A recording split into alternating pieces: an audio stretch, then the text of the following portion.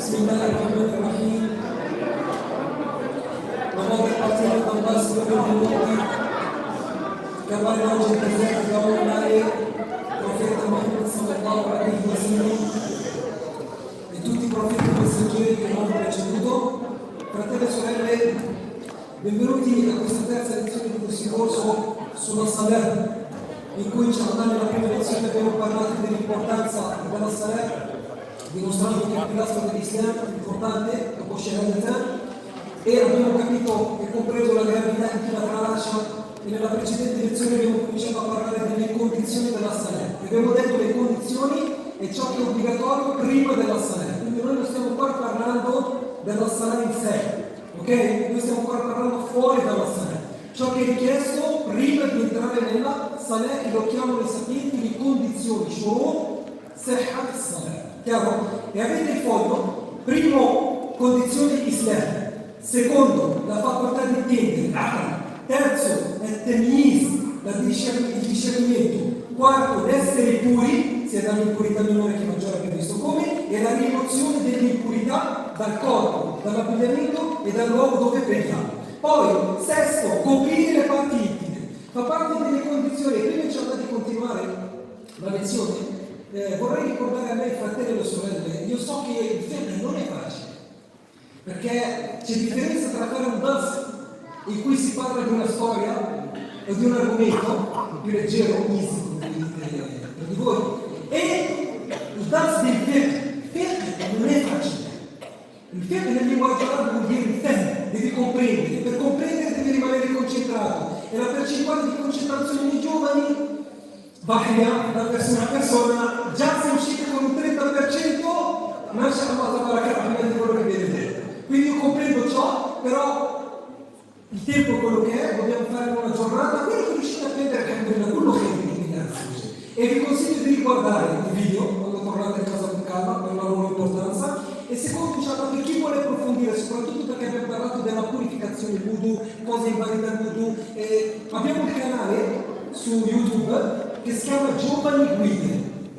Giovani Guide su YouTube, trovate tutti i video che avete bisogno di questo povero servo davanti a voi che Allah vi perdoni, in cui abbiamo parlato dell'aqida, in cosa deve credere il musulmano, e abbiamo tolto alcuni dubbi su chi è Allah, tutte le questioni che girano intorno ad Allah subhanahu wa ta'ala. Poi abbiamo una lista di video sulla sira del profeta in italiano, e poi abbiamo anche una lista di video sul fiqh, in cui abbiamo parlato sia della purificazione che di questi argomenti in dettaglio che potete ritornare per chi vuole approfondire l'argomento per la sua importanza. Però ricordatevi, fratelli e sorelle, voi siete qua con sabr e la pazienza. Ha detto il profeta alaihi salatu wassalam: chi vuole Allah per lui il bene, gli dona la comprensione della religione. Quindi Allah ha voluto per te sorella, il bene, e ti ha portato qua in questo corso per ascoltare non una storia di un qualcuno che poi se la dimentica non importa, ma per ascoltare come aggiustare e sistemare e perfezionare la più importante adorazione dopo il Tawhid per Allah subhanahu wa ta'ala, al fine di avere successo ed essere salvati. Quindi perseverate e inshallah verrete ricompensati con il hasanat di Billahi azza wa jalla. Poi, sesta condizione, prima di pregare, fratello, devi coprire al-aura, sorella, devi coprire al-aura. Poi, il limite di aura da coprire per l'uomo e il limite di aura da coprire per la donna, perché senza di esso la Salah non è valida. L'uomo è richiesto che copra dall'ombelico alle ginocchia. L'uomo deve coprire dall'ombelico alle ginocchia. Poi questo è ciò che è obbligatorio. E se uno prega con un vestito che copre dall'ombelico al ginocchio, la sua Salah è valida. Però alcuni sapienti hanno detto devono coprire anche le spalle, perché c'è un hadith in cui il profeta ha vietato di pregare in un unico abbigliamento che non copra le spalle. Quindi, al fine di uscire da una cosa makruha, ricordevoli, bisogna coprire anche le spalle. Ok, però se una persona prega e ha coperto dall'ombelico al ginocchio e ha coperto anche le spalle, la sua Salah è valida. Anche se non copre le spalle è valida, però con karahia. Poi detto ciò, alcuni fratelli pregano, cosa capita? Che forse mettono una maglietta che è corta e hanno il pantalone ad esempio. Quando fa sujud si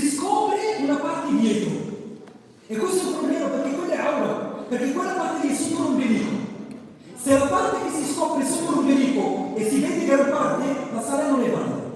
Quindi è richiesto al musulmano di abbigliarsi e di avere un abbigliamento idoneo alla sala. Evitate i jeans stretti, evitate i jeans strappati sopra il ginocchio, perché tutto questo invalida la preghiera.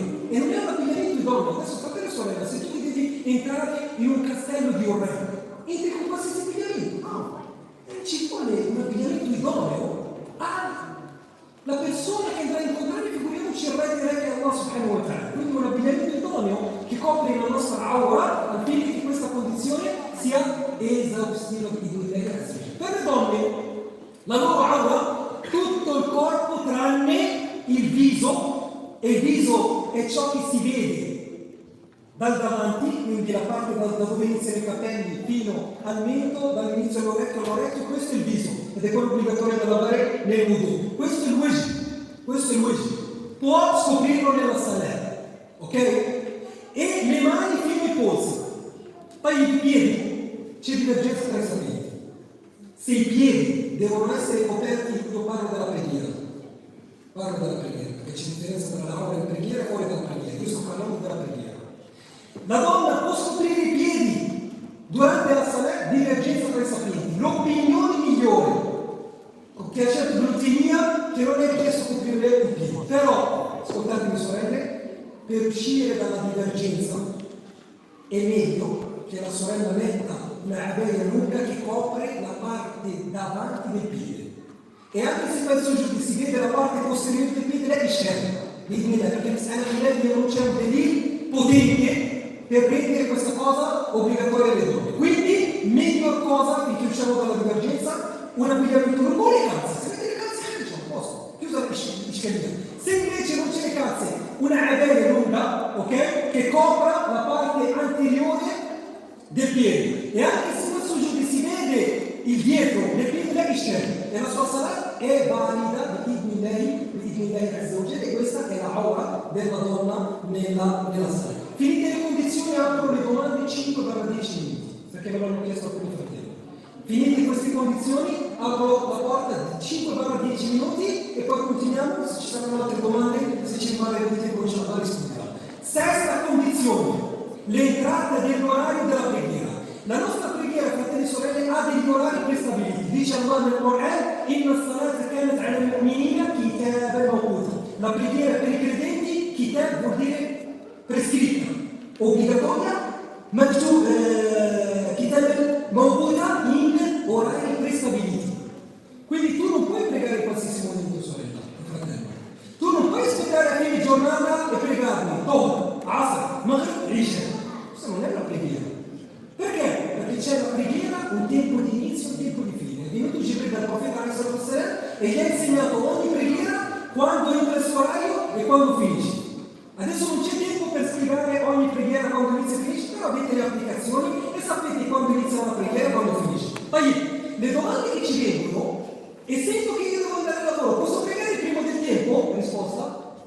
No, perché? Perché è una condizione.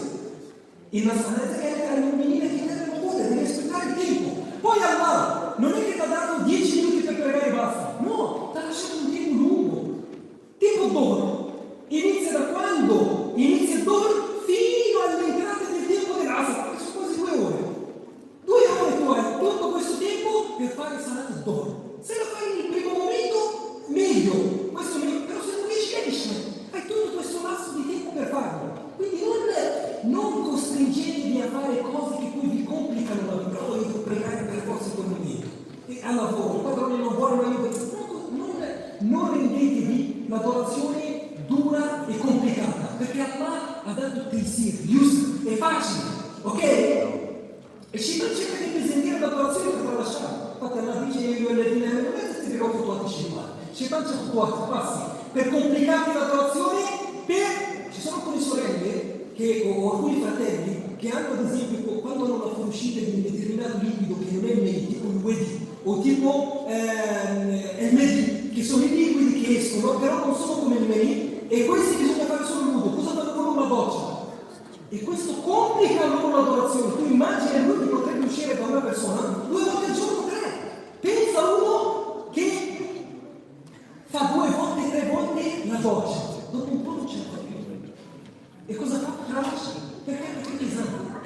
E Allah dice nel Corano: "Yuridu Allahu bikum al-yusra wa la yuridu bikum al-usra." Ma ja'ala Allahu alaykum fi ad-din min haraj. Allah subhanahu wa ta'ala non vi ha gravato la religione. Poi la questione dell'entrata del tempo, abbiamo un inizio e una fine. Tutto questo è un lasso di tempo da fare, però deve entrare il tempo. E pregare la preghiera anche 2 minuti prima del tempo non è valida. Ok? Tranne in casi particolari dove è permesso unire le preghiere. Tipo, è chiaro che puoi unire dove l'asr o nel momento del Dhuhr o nel momento dell'asr. Questa è un'altra questione. Ok? Però nella normalità non si può far precedere la salata al suo tempo e non si può far uscire il tempo della preghiera.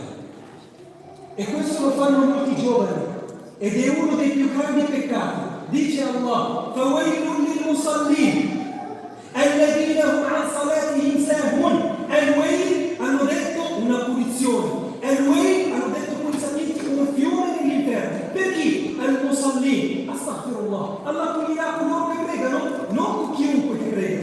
Alladina, ha spiegato dopo. Alladina hum an salatihim sahun. Coloro che tralasciano le preghiere finché esce il tempo, perché non le danno importanza, uniscono Dhuhr con Asr, Maghrib, Isha, pregano il Fajr dopo che sorge il sole. Questo è tahawun, lascialo passare, senza un valido motivo sciaritico. Questo verrà punito. فخلف من بعدهم خلف أضاعوا الصلاة واتبعوا الشهوات. E hanno citato coloro che tralasciano le preghiere non per sempre, ma che uniscono le preghiere. Quindi è haram lasciarsi uscire il tempo di una preghiera. Ok? Abbiamo un tempo di inizio e un tempo di fine. In questo lasso di tempo devi cercare di fare il possibile per pregare la preghiera in quel lasso di tempo. Ottava condizione: il rivolgersi in direzione della Qibla. La Qibla è la direzione della Kaaba, il cubo nero che c'è nel Masjid al-Haram, la prima moschea che è stata costruita sulla faccia della terra, il Masjid al-Haram. La preghiera arriva a 100.000 preghiere. Per pregare è richiesto indirizzarsi al Kaaba.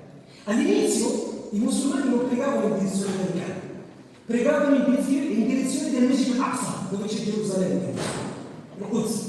All'inizio. Poi Allah subhanahu wa ta'ala ha visto nel profeta di voler la voglia di cambiare la qibla nella direzione del Masjid al-Haram. E Allah subhanahu wa ta'ala ha fatto scendere il versetto: قَدْ نَرَى تَقَلُّبَكَ فِي السَّمَاءِ قَدْ نَرَى تَقَلُّبَ وَجْهِكَ فِي السَّمَاءِ فَلَنُوَلِّيَنَّكَ قِبْلَةً تَرْضَاهَا. Poi ha ordinato: فَوَلِّ وَجْهَكَ شَطْرَ الْمَسْجِدِ الْحَرَامِ. Ha ordinato al profeta di cambiare direzione. Basta, da quel momento non dovete più pregare in direzione del Masjid al-Aqsa, ma Allah ha ordinato, ordine d'obbligo, di doversi indirizzare verso la Masjid al-Qibla. Qua c'è mia moglie una volta, quando era piccola, lei pensava che la Salat bastava che tutti indirizzati a una moschea. Ok, c'è una moschea intorno lì. È arrivata una signora dalle Oscar che gli ha detto: "Ma ti figli a Qibla? Figliola, dov'è la Qibla?" Gli ha detto: "Nonna, c'è una moschea di qua, c'è una moschea di qua, c'è una moschea di qua, ragazzi, dove vuoi?" Ok? Quindi per pregare bisogna indirizzarsi in direzione del Kaaba. Poi noi non vediamo il Kaaba. Quando differenziamo i sapienti da chi è dentro il Masjid al-Haram vede la Kaaba e da chi non la vede.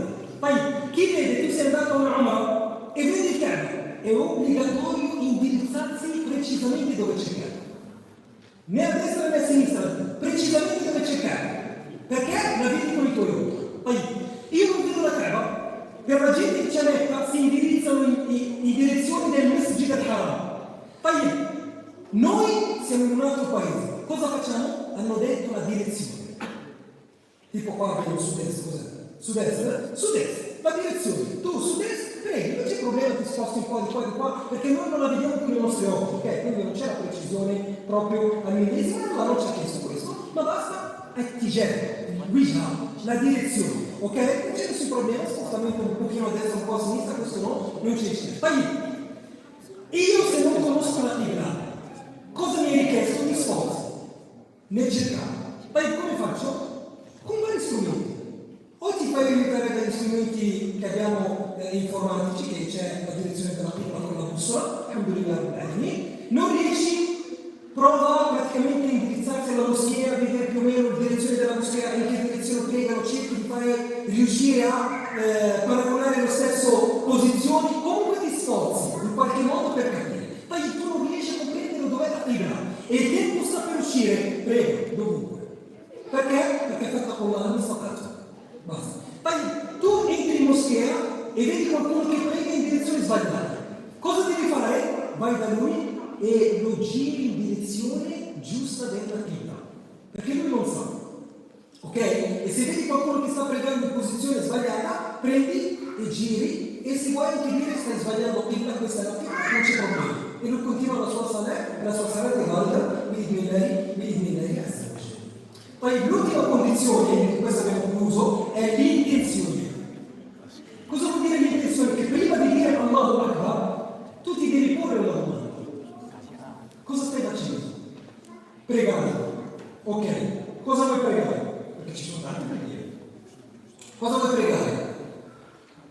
La preghiera di quel momento di la mia. Devi raccogliere la mia nel cuore. Ti devi fermare con dentro il tuo cuore. Perché dico cuore?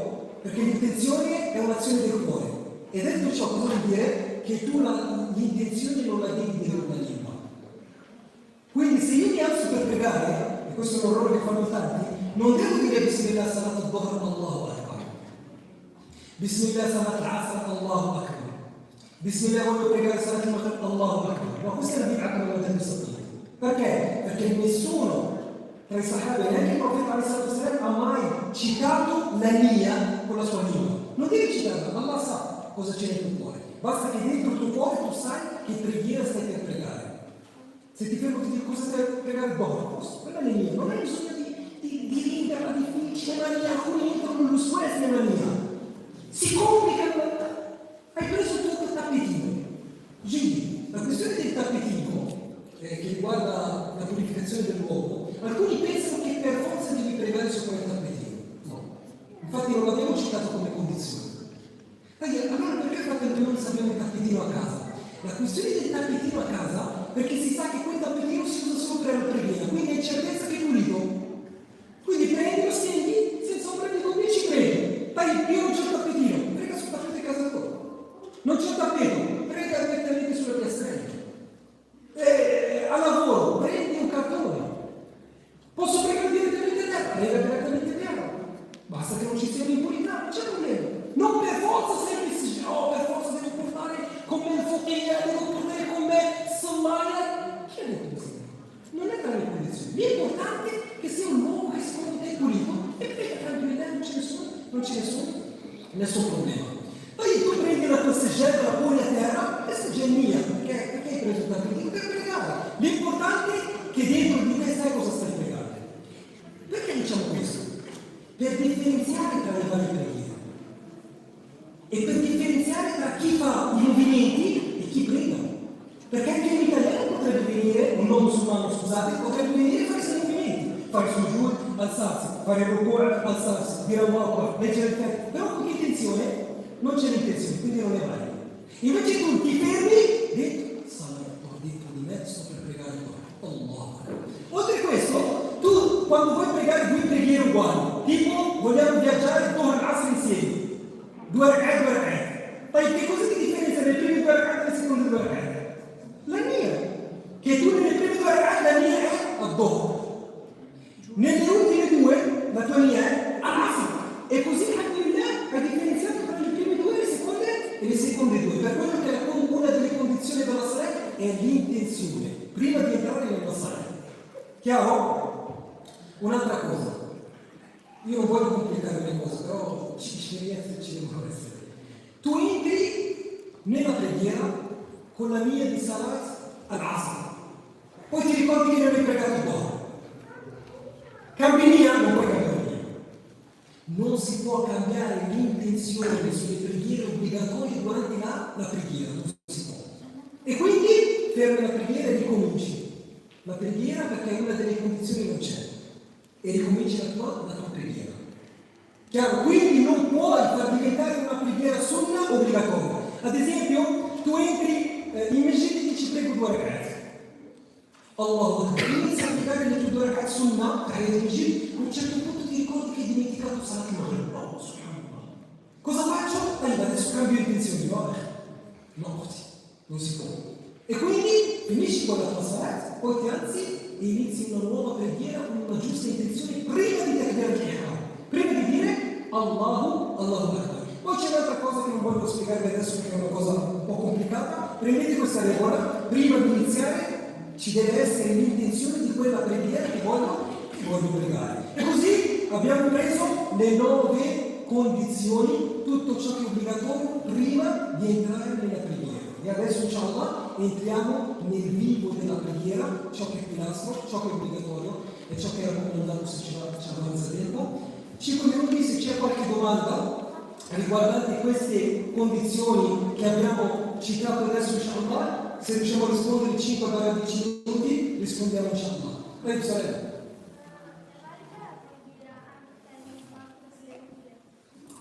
Ahsenti, barakallahu fiki. È valida la preghiera se la donna c'è lo smalto sulle unghie. Poi, prima di parlare della validità della preghiera, la questione dello smalto sulle unghie, barakallahu fiki, sorella, per questa domanda molto importante, riguarda più il wudu. Poi, le donne sanno che tra le cose che si lavano nel wudu le mani.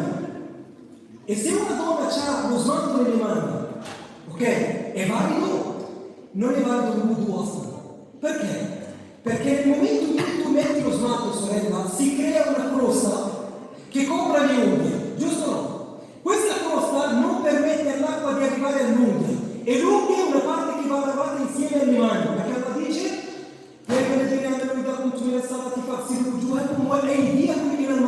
quindi le mani vanno lavate insieme anche alle unghie. Ed essendo che c'è questo smalto che non fa completare il lavaggio delle mani, il wudu non è valido e di conseguenza, sorella, non è valido neanche la sandetta.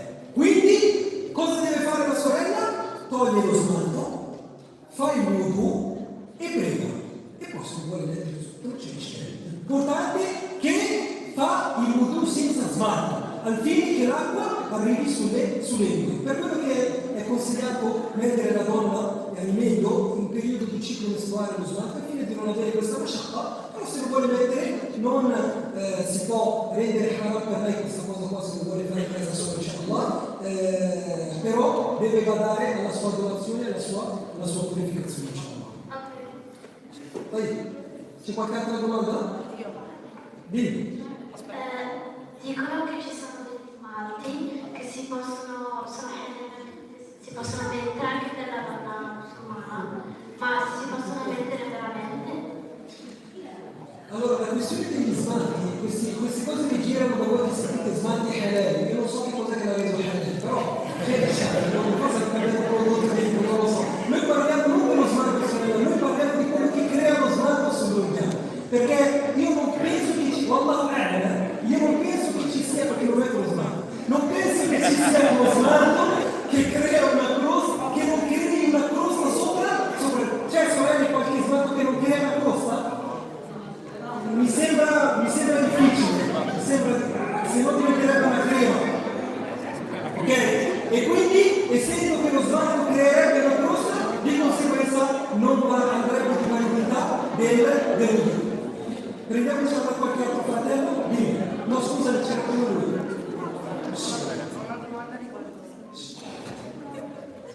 Ragazzi, dimmi fratello. Una domanda riguardo alla setta. Al punto 7. Sì. Il coprire le parti intime. Ma quello che ci ha detto vale anche per quando non stiamo pregando? L'aura? Sì, questa aura qua vale anche fuori dalla preghiera. Ok, però ragazzi, noi stiamo parlando di fede, in cui cerchiamo di esporre questioni al fine di validare la preghiera. Però non si addice a un uomo uscire coprendo solo l'ombelico e le ginocchia. Adesso vi sto parlando bene. È questione di capire quando è valida la preghiera e quando no. Però subhanallah, uno che prega solo così, questo già non ha, compreso effettivamente cosa sta pregando. E anche fuori di casa, quindi si addice uscire con un abbigliamento che non sia idoneo, perché è richiesto alla musulmana avere hayat, pudore. E il pudore ti porta a coprire le tue parti il più possibile. Chiaro? Tipo comunque di calcio, te quando non c'è problema. Le ginocchia non fanno, ascoltatemi, le ginocchia non fanno parte dell'aura, però se tu metti un pantaloncino sopra le ginocchia rischi che si veda una parte dell'aura. Nel momento che corri, nel momento che cadi, capito? E per quello che è meglio mettere qualcosa che copra anche le ginocchia, così esci dal minimo. Cioè arrivi che anche se si alza un po' scopre solo le ginocchia, quindi non è ancora scoperta l'altra. Ma se tu metti un vestito solo che copre sopra le ginocchia, è vero che le ginocchia non sono l'aura, però rischi che si veda parte della tua aura, perché sei proprio, diciamo, al limite. Ok? Allora. Ho una domanda. Allora, ma perché non si può Ma perché non si può mangiare la carne non halal? No, ragazzi, allora ascoltate questa cosa. Ragazzi, noi parliamo di domande inerenti all'argomento. Fuori dall'argomento ne parliamo dopo le 7:30 di questa sera, siamo con voi fino a mezzanotte, diciamo. Però adesso parliamo di questa cosa qua. Di ciò che abbiamo citato fino adesso, se c'è qualche dubbio. Non domande generalizzate. L'ultima domanda, diciamo. Una volta Tu dici. una volta fatto nudo, quando esci, se ti tagli le unghie, Ok? l'uodo va qui. Lui chiede quando una persona fa il wudu, poi esce dal wudu e si taglia le unghie. Le unghie sono considerate invalidanti del wudu per consenso dei saperi che le unghie non invalidano il wudu. Non sono invalidanti del wudu perché non c'è nessuna prova che dice che chi taglia le unghie invalida il wudu. Ma anzi è richiesto che si tagliarsi le unghie. È richiesto ed è raccomandato e il profeta è stato sempre come ricordato nelle critiche di Enes e Rimedi che il profeta gli ha dato come tempistica 40 giorni da non superare nel taglio delle unghie, e anche per i capelli, uno fa il wudu, esce, taglia i capelli, non rompe l'unghia e non invalida l'unghia. Il tagliare le unghie non invalida neanche il digiuno, come pensano molti, che pensano che tagliare le unghie invalida il digiuno, e c'è chi crede questo. C'è chi crede che tagliare le unghie invalida il digiuno, il mettersi il profumo invalida il digiuno, e anche. Su queste cose non ci sono prove e non invalidano il digiuno nei punti. Non so se vuole intendere la carne di cammello. La carne di cammello intendi, sorella? No, la carne di maiale si intende, no? Sì. La carne di maiale. Perché non si può mangiare, non la carne di cammello. L'ultima domanda poi. Dai, sì. Bismillah. Bismillah. Io volevo chiederti, ma quando una persona per esempio arriva in ritardo, quindi c'è la sala in congregazione e tu arrivi in ritardo, per esempio in una sala dove c'è magari facciamo la metà, io quando arrivo prego le due raccolte, quelle due che devo recuperare, devo leggere anche la sura o la telefisica oppure no? Cioè quelle sono le archem del sacco di quando le recuperi. Su queste cose, fratello, c'è divergenza tra i saperi. Se quelle che tu hai preso sono per te le prime o vengono considerate le ultime. Però l'opinione migliore Wallahu a'lam che per te quelle sono le prime. E così potete diventare facile per te. Che tu quando entri con l'imam, anche se per lui sono le ultime, tu consideri quando tu entri, ok? Quindi entri in una sala per te sono le prime due, ok? Tipo facciamo che sarà dopo. L'imam sta applicando le ultime due, perché sono le prime due, quindi leggi che è una sua, se ti rimane tempo. Se non segui l'imam, finito, ti alzi e prendi per te le ultime due, quindi leggi solo sulla profeta. E termini il porto di lo so che ci sono tante domande, scrivetele e dopo prometto inshallah che vi do spazio per rispondere. Per non essere maschilisti un'altra domanda alle femmine, se no poi dicono questo barbuto qua maschilista. L'ultima domanda per le sorelle così passiamo avanti.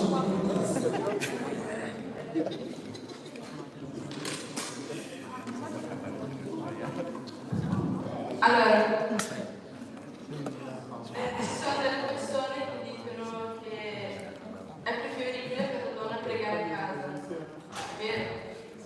Cioè, Sì, diciamo che rispondo dopo questa domanda. Sai perché? Perché se no non sarei rispetto alla sorella che ha chiesto un argomento fuori delle condizioni, diciamo poi ti rispondo, che mi interessa questa questione qua. Perché le domande scrivetele e rispondo dopo quindi nella Poi andiamo avanti ragazzi. Allora abbiamo parlato fino adesso delle Ritornate nella parola. Abbiamo parlato di ciò che è obbligatorio prima della sala e sono le condizioni che abbiamo spiegato. Adesso veniamo alla sala. Ha dentro una preghiera. C'è ancora troppo casino. Guarda come lo fa. Se fate così poi non riusciamo a aprire la porta alle domande. Adesso entriamo nella sala. Ciò che noi facciamo nella sala, ciò che fa takbir, surat al-Fatiha, ruku', sujud, du'a al-istiftah, tashahhud, tutto questo. Hanno suddiviso queste azioni sapienti in tre gruppi. Delle cose che sono arcane, pilastri. Seguitemi così non perdete il filo del discorso. Perché voi se leggete pilastri, obblighi e raccomandazioni, poi non capite la differenza. E la differenza è di grande importanza. Ci sono cose nella sala che sono pilastri. Ci sono cose nella Salah che sono obblighi e ci sono cose nella Salah che sono raccomandazioni. Che differenza c'è? Pilastri, se noi diciamo che questo è un pilastro, cosa intendiamo ragazzi? La parte più essenziale, giusto? Che senza di esso non può stabilizzarsi un luogo, giusto? I pilastri sono quelle azioni e quelle cose che si citano nella Salah che se non fatte la tua Salah non è valida e non si possono riparare con sujud sahw. Ed è questa l'importanza di comprendere questa cosa qua. Sujud sahw non può ripararti tutto nella Salah, no? Se tu dimentichi sulla Fatiha non lo ripara sujud sahw. Se dimentichi un sujud non lo ripara sujud sahw. Se dimentichi il ruku' non lo ripara sujud sahw. Perché? Perché è un pilastro e quindi devi farlo. Io sto pregando. Allahu Akbar, قل هو الله احد dimenticato Fatiha. قل الله احد الله الصمد لم يلد ولم يولد الله Akbar e faccio conto. Subhana Rabbil Azim. Mi ricordo che non ho letto sulla Fatiha. Cosa faccio? Ritorno. Ma non continui. Perché? Perché non è valido. Hai dimenticato il pilastro, ma dopo faccio soluzione. No, nei pilastri no. Quindi ritorni in piedi, leggi sulla Fatiha. Leggi poi se vuoi la sura e continui la tua Salah. Perché? Perché un pilastro senza di esso non è valida e non si può riparare la Salah. Per forza ci deve essere. Chiaro? Questo è il pilastro. Ma gli obblighi invece si possono riparare con il sahw. Tipo, il tashahhud che facciamo nelle preghiere di 4 rak'at, il tashahhud centrale, dopo 2 rak'at. C'è un tashahhud, no? Il primo. Se tu lo dimentichi, ti alzi per la terza ho dimenticato, non ritornare. Perché? Perché questo è un obbligo, non un pilastro. Quindi, finita la preghiera, puoi fare il sujud che va riparato. Perché non è un pilastro. Fino a qua ci siamo. Le raccomandazioni non c'è problema. Sono quegli atti e quelle parole che se ne fai, perfezioni la Salah. Se non le fai, non influiscono nella validità. Quindi tutto ciò che è raccomandato, tipo la seconda sura dopo il Fatiha, tipo alcuni du'a che si dicono du'a al-istiftah, se non li dico, la mia Salah è valida. Perché? Perché sono azioni raccomandate. Però i pilastri no.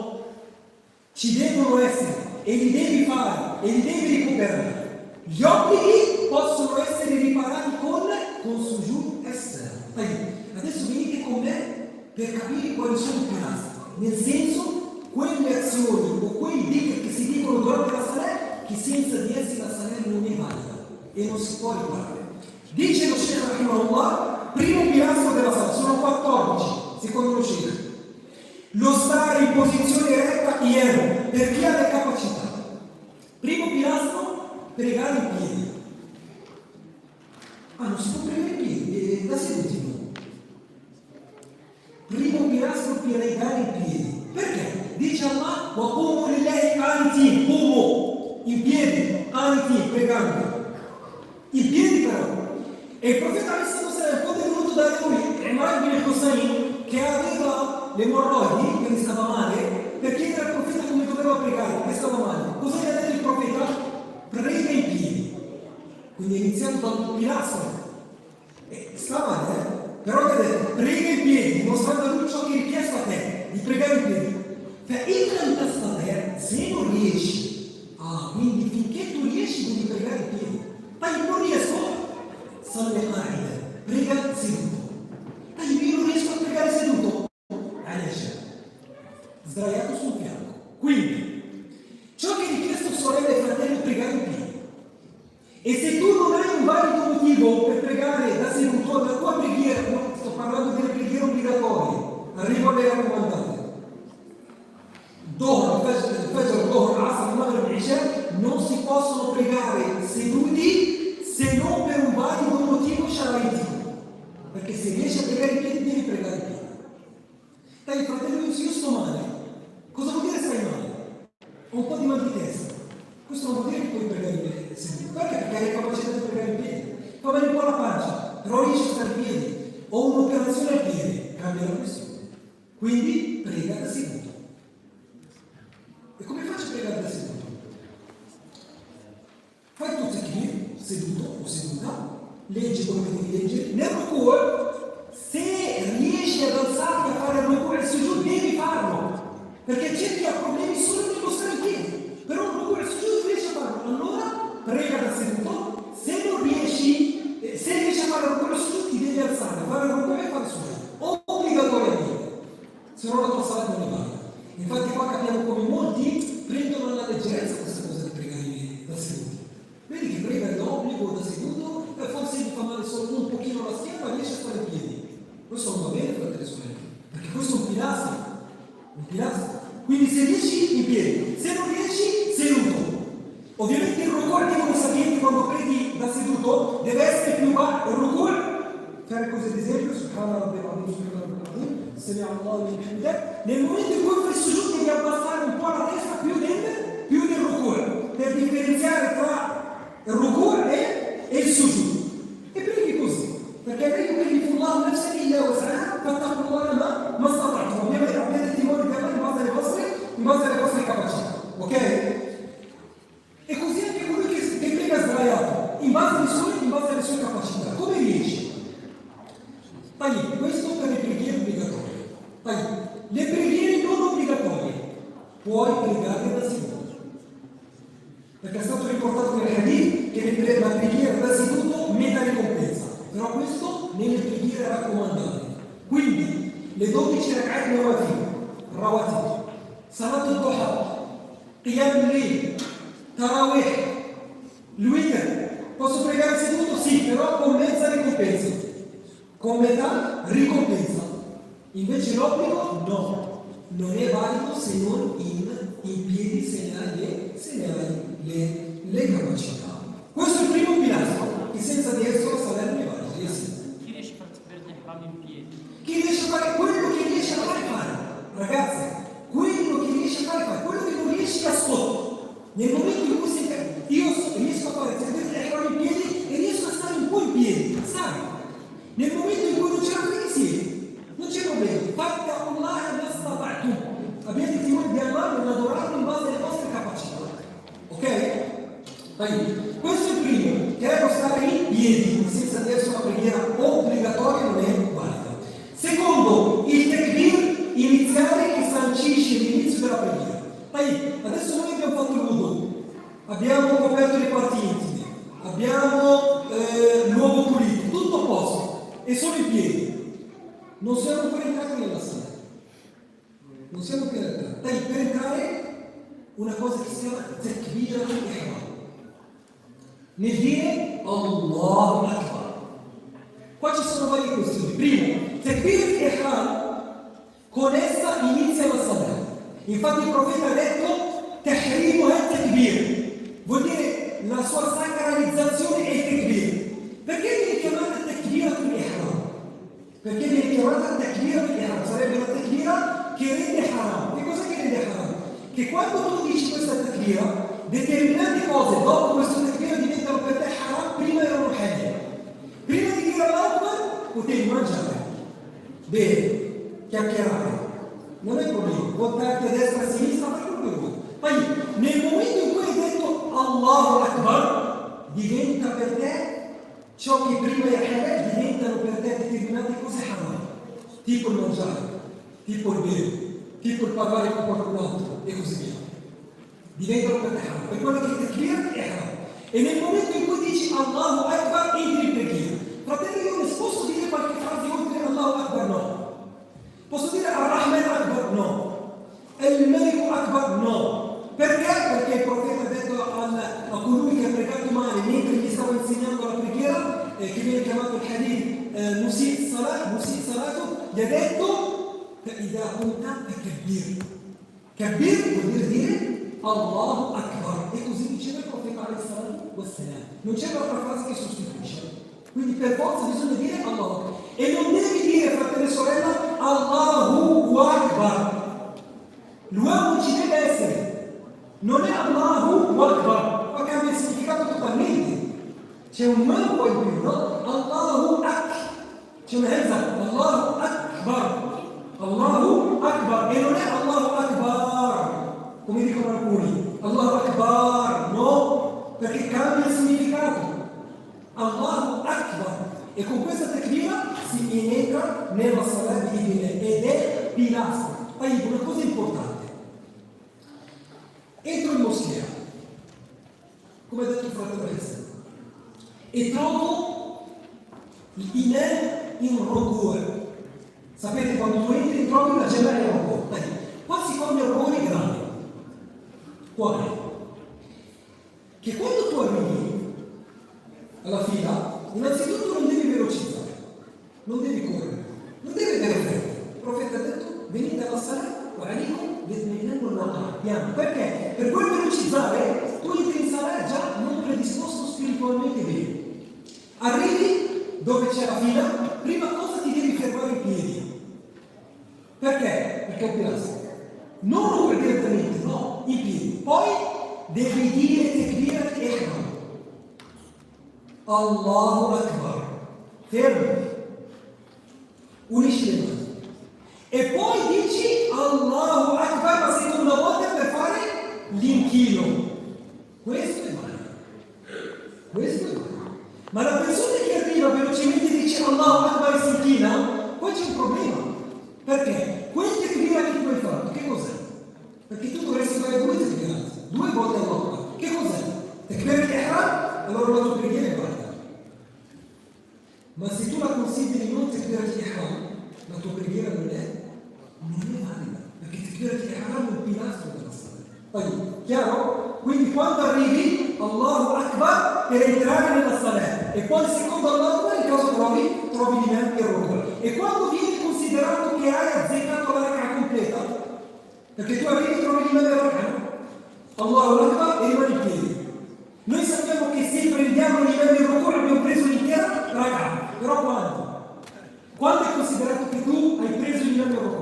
Hanno detto i sapienti, se tu riesci a entrare nel salat e fare il ruku' e riuscire a dire una volta Subhana Rabbiyal Azim.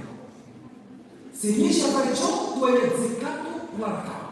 Quindi quella raka per te è valida. Poi io sono entrato, Allahu Akbar. Poi hai detto Allahu Akbar per citare il ruku', l'imam ha detto Sami Allahu liman hamidah e si è alzato. Hai azzeccato la raka? No, però se ti torna a sala, ritorni e segui l'imam inshallah e dovrai rifare quella raka. Questo per quanto riguarda il Tekbirat Ihram. Terzo pilastro della salat, leggere Suratul Fatiha. Leggere la recitazione di Suratul Fatiha. Suratul Fatiha è l'unica sura obbligatoriamente da recitare nella salat. Se non reciti Surat Fatiha la tua salat non è valida, è un pilastro. Perché? Il profeta alaihi salatu wassalam ha detto la salata liman lam yaqra bi Fatihati al-Kitab, che non è valida la preghiera di colui che non legge bi Fatihati al-Kitab, che sarebbe Surat al-Fatiha, quello che si chiama al-Fatiha perché è la prende del Quran. Il Fatiha è la prende, la sura che apre il Quran, con cui inizia il Quran. Se tu leggi questa sura, alhamdulillah, se non la leggi, la tua salat non è valida. Ok? Quindi bisogna leggere. Detto ciò, deve imparare il musulmano a leggere Surat Fatiha, leggendola bene, senza fare errori nella recitazione. Quindi cosa deve fare? Deve imparare a recitare Surat Fatiha. E quindi la sorella va dalla sorella che sa tajwid e gli fa sentire la sua lettura, il fratello viene dall'imam della moschea, gli fa sentire Surat Fatiha e senti se la legge bene oppure no. Infatti Surat Fatiha è tra le sure facilità a recitare. Non ci sono tante regole del tajwid, questa è la misericordia di Allah, subhanahu wa ta'ala. Chiaro? Quindi va studiata e va letta e recitata bene. Invece la seconda sura, oltre al Fatiha, non è obbligatoria, è raccomandata. Quindi se tu preghi tutta la sera solo con sura di Fatiha, la tua preghiera valida? È valida. È valida. Con solo sura di Fatiha è valida, perché la seconda sura è raccomandata. Se la fai, hai perfezionato la sera. Se non la fai, hai un ricompensa, però è valida. È valida quindi. Poi, qua abbiamo un problema. Sapete qual è il problema? Di un uomo convertito all'Islam. ايش نقولوا له؟ ما تصليش؟ طيب quando dato la soluzione ai sapienti, ovviamente dalle parole del profeta Sallallahu hanno detto colui che non sa ancora sulla Fatiha può dire 4 frasi senza leggere sulla Fatiha finché la impara. Subhanallah, Alhamdulillah, La ilaha illallah, Allahu Akbar. Dice queste 4 frasi, a lui bastano dal punto di vista della recitazione del Corano. Per chi non sa suonare, però deve sforzarsi a studiare Fatiha. Nel momento in cui la studia, a posto, alhamdulillah, non avrà altri problemi di direi. C'è un altro problema qua. Qual è? Quando siamo dietro il imam.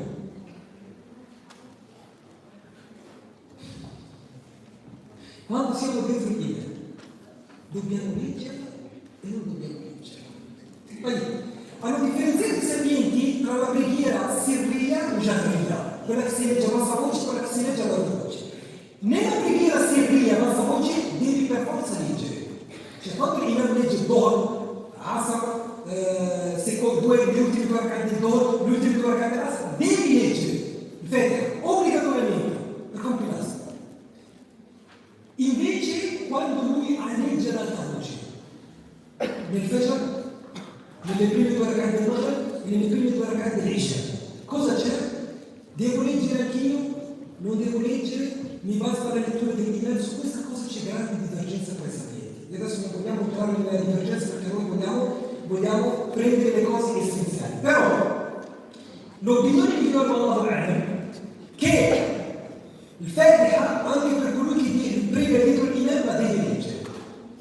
Perché? Perché nel hadith di Ubadah ibn Samit ha detto Ubadah che quando il profeta stava facendo la preghiera di Fajr, i Sahaba leggevano insieme a lui. Quindi lui recitava il Fajr e anche loro leggevano con il profeta Muhammad. Quando ha finito la sala, il profeta Muhammad sallallahu alaihi wasallam ha detto leggete voi, quando io leggo leggete anche voi, ma ha detto sì, leggiamo con lui. Cosa ha detto il profeta? Non fate, tranne con Fatiha e Fatiha. Non leggete insieme all'imam quando legge ad alta voce, tranne con sura il Fatiha. E da qua ho estrapolato alcuni sapienti, anche se altri non lo ritengono ciò, ma molti hanno ritenuto questo una prova per dimostrare che anche se chi legge, anche noi dopo di te, quando leggiamo, alcuni hanno detto dopo che lui finisce di leggere il Fatiha, quando finisce inizi tu a leggere, bassa voce, e anche se lui inizia la seconda sura, non c'è problema, finisci tu la tua recitazione del Fatiha e poi ascolti e non leggi più insieme a noi. Wallahu ta'ala a'lam wa a'lam. Quarto pilastro, ruku'. Quindi fino adesso i pilastri. Primo, stare in piedi. Secondo, takbirat al-ihram per entrare nella sala. Terzo, leggere sulla Fatiha. Quarto, sono entrato, Allahu Akbar, ho detto sulla Fatiha. Adesso cosa devo fare? Ruku'. E il ruku' è un pilastro della sala. Senza di esso la tua sala non è valida. Ok? Perché? Perché il profeta ha detto al Musi fi salatihi thumma raka'.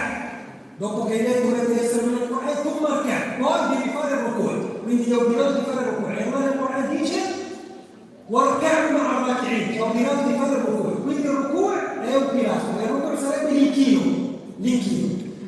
Quando ci inchiniamo, ok? L'inchino deve essere fatto con la schiena distesa, ok? Anche se uno la lascia innalzata un po', comunque l'inchino è valido. La sunna è che ti devi inchinare bene finché la testa e la schiena siano rette, ok? Ma anche se stai un po' innalzato un pochino, l'importante è che sembra che sei al ruku', il tuo ruku' è valido più di me. Nel ruku' non puoi leggere il Corano, perché il profeta Quindi nel ruku e non sujud non si dice come. Cosa si dice? Si dice il dhikr che si sa che è Subhana Rabbi al-Azim oppure Subhana Rabbi al-A'la nel sujud. Poi, questo per quanto riguarda l'inchino di Dio. Uno ha fatto un inchino senza porre le mani sulle ginocchia. Ha lasciato ad esempio le mani distese. Il suo inchino valido? È valido. Perché comunque ha fatto il ruku sarebbe la distesa della schiena. Ok? Però la sunna è afferrare le ginocchia. Ma se una persona non riesce a afferrare le ginocchia per un motivo altro, o anche se non lo fa e fa solo l'inchino, questo è valido ed è pilastro della saletta. L'importante è il ruku. Però per perfezionarlo, come vedremo nelle sure, bisogna afferrare le ginocchia. Questo è l'inchino. Poi ha detto lo Sheikh, ritornare in posizione eretta dall'inchino. Io ho fatto l'inchino. Subhana Rabbi al-Azim, Subhana Rabbi al-Azim, Subhana Rabbi al-Azim. Poi cosa devo fare? ثم ارفع حتى تعتدل قائما. Ha ordinato il profeta al muslim di salati, a quello che ti ha insegnato la salat, ti devi alzare retto. Quindi dopo l'inchino mi alzo. E alzarsi devi rimanere retto. E questo è un pilastro. Quindi se uno dà ruku, mentre ruku passa direttamente nel sujud, la sua salat è invalida. Perché? Perché ha dimenticato un pilastro che è quello di alzarsi dal ruku. Quindi io nel ruku mi alzo, Sami Allahu liman hamidah, e devo ritornare retto. Ci sono alcune persone che quando fanno questi movimenti, ad esempio Sami Allahu liman hamidah, si alza, non arriva a diventare retto. Si alza un po' e dice Allahu Akbar. Si alza dal ruku, Sami Allahu liman hamidah, non arriva retto, a metà Allahu Akbar. E sono quelli che vedono velocemente, o no? La sua salat è invalida questo. Perché? Perché non si è posto retto. Non ha perfezionato l'essere retto. Devi alzarti in piedi così, se mi amare mi cambia. Ti devi fermare per un minimo di tempo e poi, perché il profeta ha detto a colui che gli insegnava, ti devi essere retto in piedi. Ok? Quindi guardate questa cosa, soprattutto per i fratelli e sorelle che a volte fanno una preghiera velocemente, perché va della validità della nostra preghiera. Numero 6. La prosternazione sujud sulle 7 parti del corpo. Io mi sono alzato, Sami Allahu liman hamidah. Poi sujud. Scendo. Scendere sulle mani, scendere sulle ginocchia, lo vedremo dopo. Non importa. Scendi nel sujud. Ciò che è importante adesso è il sujud. Scendo a terra e faccio il mio sujud. Sujud, attenti ragazzi e ragazze. Sujud va fatto su 7 parti del corpo. Sujud va fatto su 7 parti del corpo. Perché il profeta Muhammad sallallahu alaihi wasallam ha detto: mi è stato ordinato di fare il sujud su 7 parti. Quali sono? Primo, fronte con il naso. Secondo, sul naso c'è divergenza. Se entra con il naso, però, meglio che ponete anche il naso uscendo dalla divergenza. Quindi diciamo fronte e naso. Uno. Le mani, 3. Le mani, entrambi devono essere a terra nel sujud. Le ginocchia, 5. Entrambe le ginocchia. I piedi. E sono altri piedi, sono 7. Fronte con naso, 2 palmi della mano, le 2 ginocchia e i 2 piedi. Poi, se uno fa il sujud senza una di queste 7 parti, il suo sujud non è valido. Vi faccio un esempio. Colui che prega eleva i piedi oppure mette un piede sopra l'altro. Avete presente alcuni fratelli e sorelle che quando pregano mettono il piede destro sul sinistro, non pone terra, entrambi, mette un piede sopra. Capita, no? Questo se l'ho fatto per tutta la durata del sujud non è valido sujud. Se l'ho fatto per tutta la durata del sujud non è valido sujud. Ok? Oppure ci sono alcuni che quando fanno il sujud alzano i piedi. Fa il sujud e quindi che alza i piedi da dietro. Questo sujud non è valido. Perché? Perché non è un sujud completo. E il completo deve essere su 7 parti del nostro corpo. Ok? Quindi quando fate il sujud, fratelli e sorelle, guardate che la postura sia su queste 7 parti del nostro corpo. Fronte, naso, palmi delle mani, ginocchia e e dita di piedi, non per forza dita dei piedi, che è la sunna, come vedremo inshallah in Sunan al-Fadl. Poi ha detto, lo stare seduto fra le due prosternazioni, lo stare seduto nelle due prosternazioni. Dopo che hai finito il sujud, devi dire all'Akbar e torni seduta. Questa seduta è rukn, devi per forza farla. Una persona fa il sujud primo, poi invece di sedersi si alza, poi scende e fa il secondo sujud. È valido? No, perché? Perché ha dimenticato il rukn del sedersi tra i due sujud. Il sedersi tra i due sujud è rukn. Ok? Perché il profeta ha ordinato a colui che gli ha insegnato di pregare di alzarsi dal sujud e stare seduto. Quindi ti alzi dal tuo sujud e rimani seduto o seduta a terra. Poi fai il secondo sujud, dici Allah e rifai lo stesso sujud sempre sulle 7 parti del tuo corpo. 9. La quiete e la tranquillità in tutti gli atti della preghiera. La quiete vuol dire pregare con calma, senza velocizzare. Infatti l'uomo che è entrato in moschea, quando c'era il profeta Ali sallallahu alaihi wasallam, ha pregato di fretta. Ed essendo che ha pregato di fretta, questo velocizzare di fretta, gli ha detto il profeta, rifai la sala perché non hai pregato. Infatti il profeta quando gli ha insegnato la sala, perché lui non sapeva fare altro, cosa gli ha detto? Gli diceva sempre,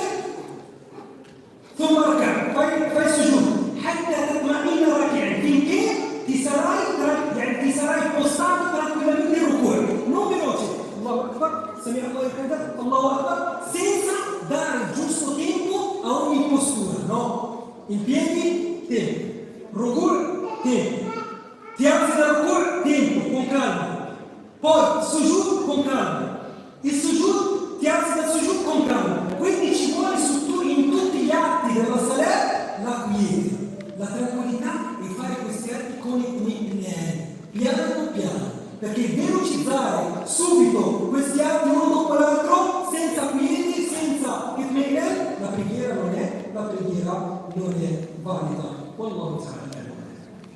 10. L'esecuzione di questi atti nel loro giusto ordine. Fare la salat negli ordini vuol dire iniziare il takbir al-ihram, poi leggere il Fatiha, poi fare il ruku', poi alzarti dal ruku', poi fare il sujud. Quindi una persona prega, cosa fa? Legge il Fatiha, la sura, poi fa il sujud. Poi si alza e fa il ruku'. È permesso? No, perché? Perché ci deve essere questo ordine. Perché il profeta ha insegnato all'uomo che ha sbagliato nella sua preghiera questi atti in ordine. Quindi è richiesto a noi fare gli ordini. Anche nel wudu. Nel wudu, no? Voi vedete che lavate prima la faccia. Giusto? Naso, bocca e faccia. Poi lavate le mani fino ai gomiti. Poi passate con le mani bagnate sulla testa. Poi lavate i piedi. Poi, secondo alcuni sapienti, qua ci vuole l'ordine. Se tu lavi prima i piedi, poi le mani fino ai gomiti, poi passi con le mani bagnate sulla testa, poi il viso, la tua sala non le guarda, il tuo wudu le guarda. Perché? Perché ci vuole l'ordine. Così nella salat è richiesto l'ordine tra i vari atti. Quindi, stare in piedi, fare il takbir e leggere la sua Fatiha, poi fare il ruku', poi alzarsi dal ruku', poi fare il sujud e poi sedersi tra le due se stesse. Con questo ordine la salat è valida per i livelli. Abbiamo quasi finito ragazzi in classe, poi andiamo inshallah, abbiamo tempo per le domande. 11. Rimanete un po' con me. So che non è facile, però perseverate sempre con giorno, con giornata. 11. Pilastro, l'ultimo tashahhud, non il primo, l'ultimo tashahhud è quello che dopo di esso c'è il saluto. Il primo non è pilastro, cosa vuol dire? È un obbligo, lo vedremo dopo. L'ultimo tashahhud, e il tashahhud sarebbe quello che noi facciamo tahiyyatu lillahi salawatu wa tayyib, quello è il tashahhud. L'ultimo è un pilastro, va fatto, e se non lo fai la tua preghiera non è valida. E questo tashahhud ce l'ha insegnato il profeta Muhammad. E vi sono varie versioni. narrazioni conosciute, come è stato riportato dai Sahaba, At-Tahiyatu lillahi was-salawatu wat-tayyibat. Assalamu alayka ayyuha an-nabi wa rahmatullahi wa barakatuh. Assalamu alayna wa ala ibadillahi as-salihin. Ashhadu an la ilaha illa Allah wa ashhadu anna Muhammadan 'abduhu wa rasuluhu. Fino a ok? Poi c'è la salat ibrahimia che vedremo già. Dai, fino a questo dicevo, e questo è un pilastro. Ma io non lo so, devi studiare. Devi studiare. Quindi prendi come studiato al-Fatiha, studi questo tashahhud. Infatti Ibn Mas'ud ha detto che il profeta ci insegnava il tashahhud come ci insegna la sura del Quran. Il profeta insegnava il Sahaba il tashahhud come insegnava loro sura del Quran. Ok? Quindi ragazzi e ragazze, quando tornate a casa, Google tashahhud, 10 fuori di studiate a memoria, al fine di poter perfezionare la validità della vostra preghiera. Il 12° lo stare seduti mentre si fa il tashahhud. Uno non può fare il tashahhud in piedi. Ti alzi fai il tashahhud, non è valido, ok? Ma devi stare seduto. E se non stai seduto il tuo tashahhud non è valido di conseguenza. Poi, 13. La benedizione sul profeta Muhammad nell'ultimo tashahhud. Voi sapete ragazzi e ragazze, noi quando facciamo il tashahhud, benediamo il profeta Muhammad, giusto? يعني دوب التحية لله الصلوات والطيبات السلام عليك أيها النبي ورحمة الله وبركاته السلام علينا وعلى عباد الله الصالحين أشهد أن لا إله إلا الله وأشهد أن محمدا رسول الله. Questo è il tashahhud. طيب dopo cosa diciamo? La salat ala nabi. Questo è obbligatorio oppure no? Secondo lo Sheikh sì. Secondo lo Sheikh è obbligatorio. Quindi se non la dici è un pilastro per lui, non è accettata la tua. طيب ما devo per forza dire اللهم صل على محمد وعلى ال محمد كما صليت على ابراهيم. No, ma il minimo, cioè almeno dire اللهم صل على محمد. Questo è il minimo affinché sia valida la tua preghiera. Minimo, se non conosci salat ibrahimia. Però per perfezionare come ha fatto il nostro amato profeta Muhammad, salat ibrahimia conosciuta, اللهم صل على محمد وعلى ال محمد كما صليت على ابراهيم وعلى ال ابراهيم انك حميد مجيد. اللهم بارك على محمد وعلى ال محمد كما باركت على ابراهيم وعلى ال ابراهيم انك حميد مجيد. Questa è quella completa. Quindi io non lo so, almeno dire Allahumma salli ala Muhammad. Almeno quello.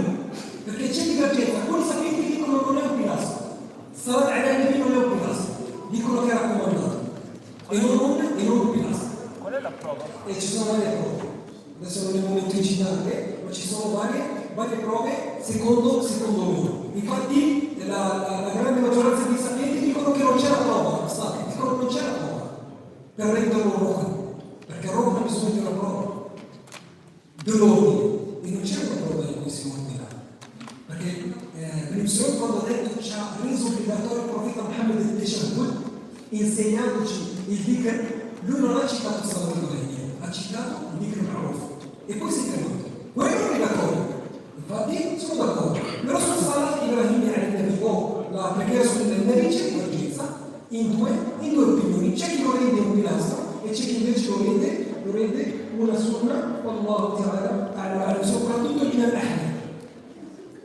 Nel madhab dell'imam Ahmed è richiesto come secondo l'opinione un pilastro, ok? Però l'opinione di Wallahu ta'ala è che non è un pilastro della sala, Wallahu ta'ala, però meglio farlo. Così esce la missione, non ti dacchi nel cielo.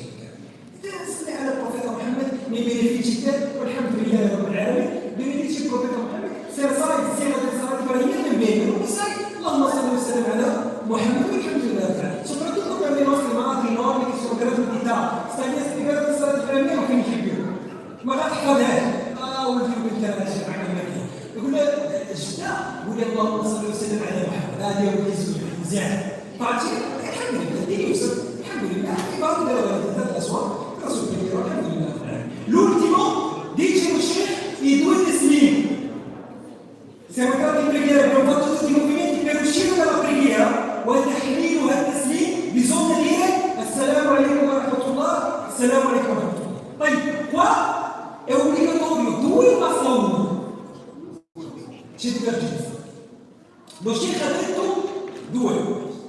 Lo Sheikh Ben Baz rahimahullah in questo libro ha detto due. Quindi secondo lui, per uscire dalla preghiera devi dire assalamu alaikum wa rahmatullah a destra, assalamu alaikum wa rahmatullah a sinistra. Secondo altri, no, basta una. Basta una, nel senso che se dici assalamu alaikum wa rahmatullah, tu sei uscito dalla preghiera e la seconda è, secondo loro, raccomandata Allahu ta'ala. Poi, nel momento in cui dici assalamu alaikum wa rahmatullah, diventa per te halal tutto quello che era haram. Puoi mangiare, puoi bere, puoi alzare, è finita la passata. Se fai l'attacco bene, o bene per te, se non lo fai, è finita la passata in realtà. Ok? Però l'attacco bene va a fare inshallah, però non sono obbligato. Poi, io prima in salat casa ho fatto apposta a non pronunciare assalamu alaikum wa rahmatullah basta. Ho detto assalamu alaikum wa rahmatullah wa barakatuh. L'ho fatto volontariamente per insegnarvi che ci sono vari metodi nel disegno. Il primo metodo è quello che conoscete tutti voi. Assalamu alaikum wa rahmatullah a destra. Assalamu alaikum wa rahmatullah a sinistra. Secondo metodo, aggiungi wa barakatuh nel primo. Dici assalamu alaikum wa rahmatullahi wa barakatuh. Assalamu alaikum wa rahmatullah. Tutto questo è stato riportato su profeta. Terzo metodo, assalamu alaikum wa rahmatullah, assalamu alaikum. Chiari i tre metodi? O ripeto? Chiari? Questi sono i tre metodi riportati. Vai! Ma questi assalamu alaikum. Come succede da noi no? Assalamu alaikum. C'è un metodo in cui si dice assalamu alaikum. E questo soprattutto perché da noi in Marocco è molto diffuso. Per fare una sola teslima. Con un piccolo risvolto, piccolo. Assalamu alaikum. Su questo c'è un hadith del debole. E hanno detto anche se fosse valido è nella salat witr, non nelle preghiere obbligate. Quindi rimane per noi valido due testimoni, ok? Una a destra e una a sinistra, come ha fatto il nostro amato profeta Muhammad sallallahu alaihi wasallam. Ripetiamo velocemente, poi apriamo le domande. I pilastri. Senza di essi la salat non è valida. Primo, stare in piedi. Secondo, takbiratul ihram per entrare nella salat. Terzo, leggere suratul Fatiha. Quarto, fare il ruku'. 5. Ritornare in posizione eretta dopo ruku'. 6. Fare il sujud su 7 parti del corpo. 8. Stare seduti tra i due sujud. 9. La tranquillità nel fare questi movimenti. 10. L'esecuzione di questi movimenti in ordine, come ci ha insegnato il profeta Muhammad. 11. L'ultimo tashahhud. 12. Stare seduti per l'ultimo tashahhud. 13. Benedire il profeta Muhammad e elogiarlo. 14. I due testimoni come ha illustrato lo Sheikh Wallahu ta'ala a'lam wa a'lam. Domani inshallah sui pilastri dell'alza. Se prendi il microfono da dare inshallah.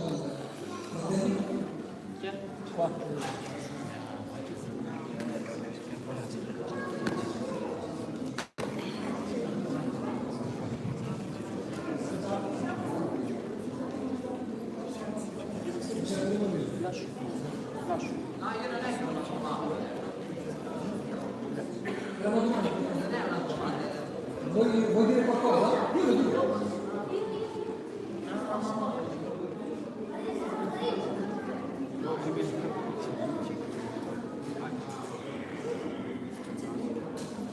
Faccio fare una domanda a voi poi. Sono la domanda Nel primo pilastro. mia nonna, lei riesce a restare in piedi, però lei usa una sedia Per il sujud, per il ruku'. Cioè stai in piedi, poi quando arriva il ruku' il sujud si siede. Come ti chiami? Yusuf, quanti anni hai? Tu hai 9 anni. Yusuf ha 9 anni e in mezzo a voi in una lezione di fiqh che molti di voi non hanno compreso bene e lui fa una domanda sul primo pilastro.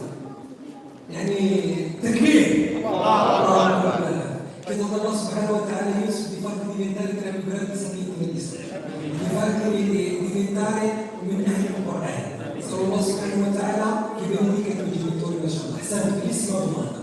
Il figlio di Yusuf chiede se la persona che prega in piedi poi arriva a ruku' e sujud, tipo l'esempio di sua nonna, si stende. Se lei non riesce a fare il ruku' per problemi alla schiena, ok? Quindi un valido motivo, non riesce a fare ruku', non riesce a fare sujud, quello che fa è giusto. Quindi prega in piedi perché riesce. Poi il ruku' e sujud si chiede e cerca un attimo di abbassare il ruku', il sujud, più del suo ruku' e la sua salat è valida di perché Allah dice fattakullah mastata'tum e perché il profeta ha detto sami amali che il figlio del profeta fa qa'ida. Wallahu ta'ala. Fratello dice, chi fa taslim, assalamu alaikum, si fermano al centro e poi girano il volto all'altro lato. Ci sono alcuni errori che fanno le persone quando fanno il taslim. Ad esempio, primo errore, alzano le mani così. Quel messaggio fa così. Assalamu alaikum wa rahmatullah. Questo non va fatto per le persone. Primo perché non c'è nessuno da per farlo e poi ci sono alcuni hadith in cui il profeta lo ha vietato. Del muovere in questo le mani nel momento in cui si vuole fare il taslim. Ok? Seconda cosa, quello di dire assalamu alaikum così, non c'è nessun diritto che dice questo. Ma il salam si dice nel momento in cui si risvolge la propria faccia. Sheikh al-Albani ha detto di girare la faccia finché si vedrebbe la tua faccia che è dietro. Quindi girare bene la faccia, assalamu alaikum wa rahmatullah, e poi giri assalamu alaikum wa rahmatullah. Una sorella. Qual è il significato della Il significato di Sura Al-Fatiha, e finora avremmo bisogno di una lezione intera per spiegare il significato di Sura Al-Fatiha.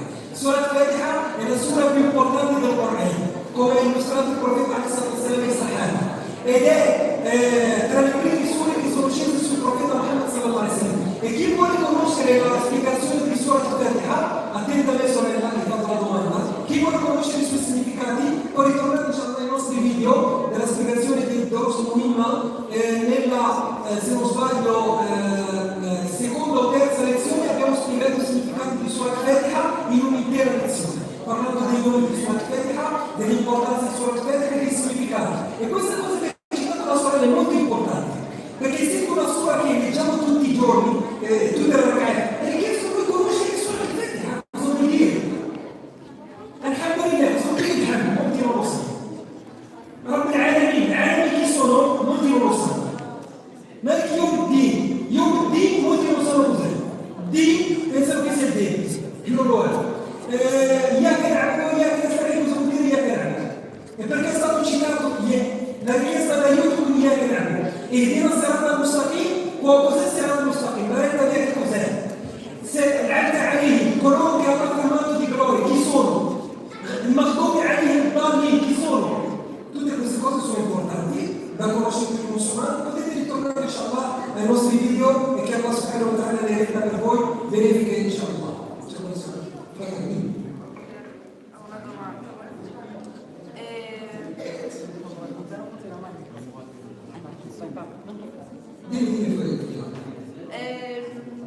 Riguardo a Tahiyyatu Lillah, ma esiste anche una cosa tipo piccola? Cioè tipo come il pilastro, cioè come il primo pilastro, Tahiyyatu Lillah. Tahiyyatu Lillah esiste una cosa piccola? Nel Tashahhud sono stati riportati varie versioni, non c'è solo quella versione che ho citato, però tutte sono di questa, più o meno di questa lunghezza. Quindi cosa fa il musulmano? Le stampe le studia, le stampe e le studia, ce la fare diciamo, perché non è lunghissimo. Non è che io non so, ma quello che partita è una storia particolare. Piano, i piccoli studiano meglio di grandi. Il piccolo studia meglio di grandi. Se tu con il grandi, se potresti anche fare qualcosa durante la tua preghiera, alzare un pochino la voce per far sentire lei così impara da te, diciamo, non c'è problema, questo può correre. Con le mie Una domanda alla sorella, diciamo. l'insegnante. Abbiamo alzato la mano? Sì. La domanda di prima che era? Però è fuori dal discorso, no? La rispondiamo dopo, diciamo. Se c'è qualche domanda riguardante i pilastri. Ma guarda, intanto fai te, C'è prima il fratello. Salve. Salam. Io volevo chiedere una cosa riguardo al punto 6. Il sujud su 7 parti. Sì. E cioè, non so se c'entra, però comunque ho sempre avuto questo dubbio del fatto che perché quando siamo nel sujud siamo più vicini ad Allah e quando siamo qui. MashaAllah, questa bellissima domanda. Il fratello chiede perché nel sujud siamo più vicini ad Allah subhanahu wa ta'ala. Dicono alcuni sapienti perché è la postazione in cui tu dimostri la tua sottomissione nel senso totale ad Allah. Tu quando stai in piedi non c'è ancora dimostrazione di sottomissione effettivamente, ma quando tu ti prosterni col il sujud dimostra la tua sottomissione pure no. Adesso se un re ti vuole sottomettere, cosa ti fa fare? L'impiego, no? Il sujud, e lo facevano anche a Fir'aun. Infatti adesso noi dall'Islam è haram fare il sujud se non da qualcuno oltre Allah subhanahu wa ta'ala. Quindi la postura in cui si vede che tu sei umile davanti ad Allah e ti sottometti ad Allah è nel sujud. E questo anche perché il profeta ha dimostrato a noi questa cosa qua del sujud, perché effettivamente si vede che tu fai nei confronti di Allah e dimostra la tua sottomissione ad Allah, non solo a parole, perché molti dicono sono sottomesso a parole, ma nei fatti non lo fanno, ok? Ed è la postazione che ha rifiutato di fare scelte. Invece i servi di Allah si prosternano ad Allah subhanahu wa ta'ala. C'è una delle sorelle. C'è la sorella? Sì.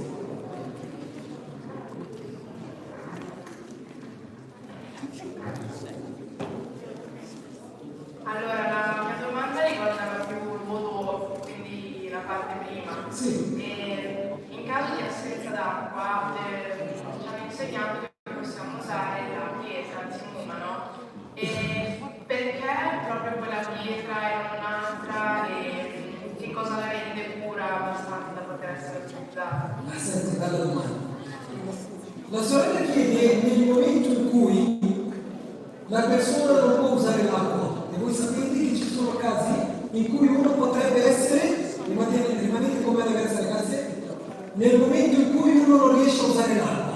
E l'acqua possono esserci dei casi quando tu puoi non usare l'acqua. Che sono, uno, non trovi l'acqua. Hai fatto uno sforzo, sei in un luogo dove non c'è l'acqua. Ti sei sforzato, sei chiuso in casa, telefono spento, caricabatteria non c'è, rubinetto non c'è l'acqua. Pacco dell'acqua non c'è, non riesci a uscire, non riesci a chiamare nessuno, non riesci, impossibilità. Poi qua cosa faccio? Allah nel Corano dice, sorella, quindi Allah dice se non trovate l'acqua, perché ci possono essere durante la vostra vita casi in cui non troviamo l'acqua, c'è indisponibilità d'acqua. Ok? Se non troviamo l'acqua, ha detto Allah subhanahu wa ta'ala, che sarebbe la purificazione con la polvere, con la terra. Che sarebbe la purificazione con la terra. Ok? Poi, non solo in questo caso, anche nel caso di malattia, l'acqua c'è, ma io sono impossibilitato di usare quest'acqua. Perché? Sono malato. E il dottore mi ha invitato di usare l'acqua perché sennò aumenta la mia malattia. Qua c'è l'acqua, ma sei impossibilitato a usarla. Quindi fai il tayammum. Oppure c'è l'acqua, ma è freddissima e non riesci a riscaldarla e fa freddissimo a casa. E usare l'acqua hai paura che questo potrebbe portarti al halal. È permesso usare tayammum, come ha fatto un sahabi. Che è caduto in Geneva, faceva freddissimo, non è riuscito a fare il ghusl, cosa ha fatto il tayammum? E quando ha spiegato il motivo al profeta gli ha detto che era sulla, perché gli ha chiesto il profeta perché l'hai fatto, ha detto che era sulla, ho ricordato le parole di Allah subhanahu wa ta'ala, non è fatto una funzione.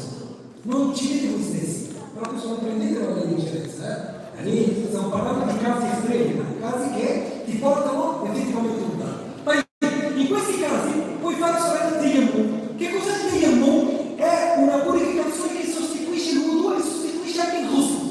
Quindi il tayammum vale sia per l'impurità minore sia per l'impurità maggiore. Io mi alzo, ho fatto un sogno erotico e sono in stato di genere e devo fare il ghusl, non c'è l'acqua. Cosa faccio? Tayammum. Quindi il tayammum toglie sia l'impurità minore che l'impurità maggiore. Poi, con cosa faccio il tayammum e come si fa il tayammum? Che materiale si usa? Hanno detto tutto ciò che è presente sulla terra, che fa parte di essa, sarebbe la terra, la sabbia, i sassi. Quindi non per forza è l'unica quella pietra che gli danno i nonni, quella devi usare. Se non si usa un'altra, sei un terreno. Non è così. Qualsiasi sasso, qualsiasi terra, sabbia, gialla, bianca, non importa, non importa. L'importante è che ci polvere. La terra del giardino, terra del vaso dove ci sono quei fiori, terra. Come faccio? Picchi con le tue mani una volta. Ok? Passi con le mani così sul naso. Se rimane qualcosa soffi, se no passi una sola volta sul viso e non devi per forza fare arrivare su tutta la faccia, non è un tosse. Solo strofinare, aveva detto un secco più giurico e di convino. Quindi passi sul volto e passi sulla mano destra e sulla mano sinistra. Basta. Questo è il tempo. E batti su una pietra, batti su una roccia, batti su una montagna, batti su una sabbia, batti sulla terra, tutto valido. E ti dico di più, sorella. Se la polvere è presente su qualcosa che hai in casa, puoi fare il tempo. Tipo, la macchina c'è della polvere, puoi battere sulla polvere. Sul tappeto c'è della polvere, batti su quella polvere sul tappeto. Sulla terra, sulle piastrelle, non si può fare il tempo con le piastrelle. Non è terra. Però se c'è della polvere sulle piastrelle, batti. Sulle piastrelle, se c'è polvere, passi con le mani sulla faccia e sulle mani così hai il metallo più tempo e la coprire il mani da l'infine. Chiaro, sorella? Spero di essere stato giusto. Il punto 3. Punto 3 di quale? Condizioni? Pilastri. Se in difficoltà però c'è un d'accordo e continui il discorso là. C'è la mia preghiera uguale. Bravo, devi fare la preghiera. E poi terminata la preghiera e diventi per loro. Sì, no. Il pilastro non decade per dimenticanza. Non decade mai. E non si può riparare. Quindi cosa devi fare? Rifai la tua preghiera. Ok? Le ragazze. Allora, può capitare che tipo ti dimentichi un po' che ragazza sei e quindi devi fare tipo una in più oppure una in meno. E piuttosto di fare tipo tutta sta letto, mio padre mi aveva detto che siamo che diceva che facevi della roba, cioè che dici ragazzi, però non sono molto sicura, non me lo ricordo molto bene quello che lei mi aveva spiegato. La sorella chiede quando si prega si va in dubbio. Quante ragazze sto facendo? Sono alla seconda o sono alla terza? Sono alla quarta o sono alla terza? Cosa deve fare? Dubita. Se lei si sforza e non si ricorda, è la prima cosa ti sforzi, ok? In base a quello che ti ricordi si segna la terza e quarta. E se hai una certezza su qualcosa che è di più, quindi sono più sicura che la terza, continui con la terza. Sono più sicura che la quarta, continui per la quarta e fai su giudiziario. Ok? Però se è pari, quindi non è 50-50 se la terza o la quarta, quei sapienti dicono di prendere il numero minore. Non so se sono 3 o 4, considera le 3. Non so se è 3 o 2, considera le 2. Quindi prendi il minimo. Questo quando hai parità, non sai fare qualcosa di più, certezza non c'è. Ok? Quindi pari. Cosa faccio? Prendo il minore inferiore. Quindi, ad esempio, 4 o 3, considera che sono 3 ragazzi, quindi devo farne una. Quando la fai, prima di fare stelle, fai 2 sujud. Sarebbe la cosa che ti ha detto tuo padre di fare. Fai 2 sujud e così la tua preghiera è valida o non sai. Chiaro? Ma perché le donne non possono pregare con gli uomini? No, prega lui, chiedere che non posso. Insieme? Sì. Nello stessa fila? Sì. È già scelta, giuro.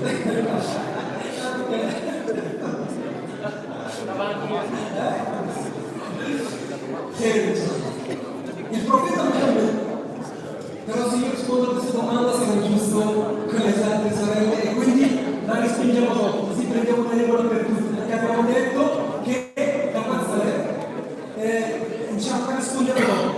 Alle domande che non sono inerenti all'argomento stesso rispondiamo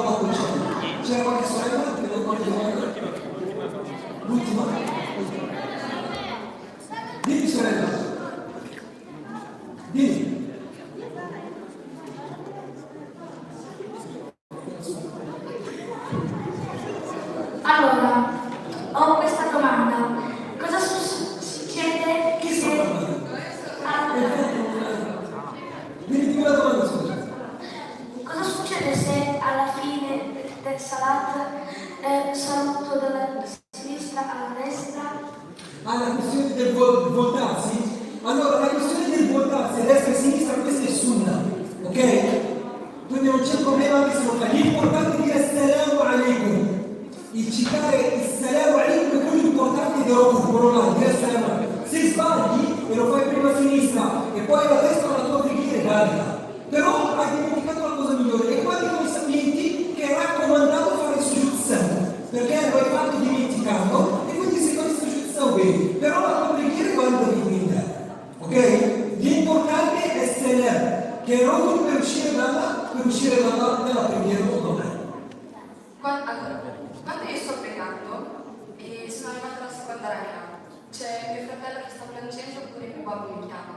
Posso fermarmi e tornare a pregare dopo oppure devo ripetere la preghiera all'inizio? Questa è la cosa più bella. È richiesto, sorella, tranne in casi estremi. In casi estremi. E questo non è un caso estremo, perché questa è una preghiera obbligatoria. E Allah subhanahu wa ta'ala ha richiesto noi di portare a termine le nostre salate. Ok? Non stiamo parlando del caso in cui tu stai vedendo tuo figlio che si sta per buttare fuori dalla finestra, questo è un altro caso, ok? Ma il caso, in questo caso, del richiamo dei genitori con nella sala, tu devi continuare la tua sala e finire la tua sala e poi rispondere ai tuoi genitori che stai pregando o anche così via. E ti è permesso durante la sala, se tuo figlio o tuo fratellino piange, il poterlo prendere. È permesso durante la sala il poter prendere un figlio a sé. Ok? In questo non c'è problema, come è successo all'epoca del profeta Alessandro che i bambini giocavano sopra di lui e lui era sujud e era sujud perché anche hanno finito di giocare i suoi nipoti stavano là e poi sono scesi e ha continuato la sua preghiera. Ok? Allah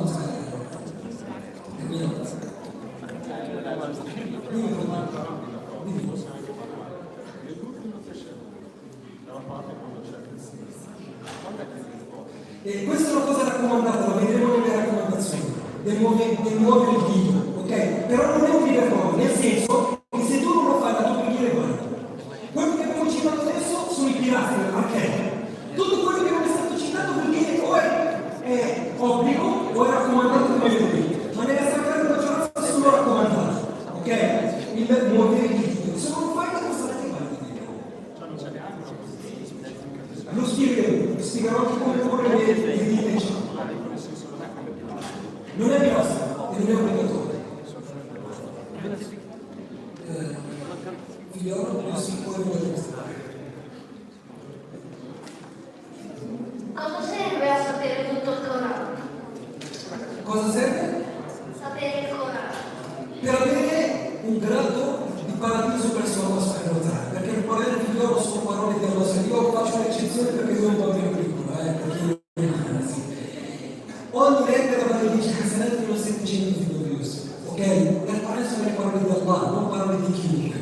Ed è stato ricordato nel hadith che la gente del Corano sono la gente di Allah, la gente più vicina ad Allah subhanahu wa ta'ala. E verrà detto nel giorno del giudizio alla gente del Corano: leggete ed elevatevi gradi in paradiso, perché il vostro livello sarà in base alle ayat, l'ultima ayat che hai studiato, che hai letto in questa dunia. Ok? Quindi il Corano diventa per te un mezzo per andare in paradiso, compiacere Allah e avere un alto grado di paradiso. Va bene? E ti viene anche posta una corona in testa che si chiama Taj al-Karama nel giorno della giudizio.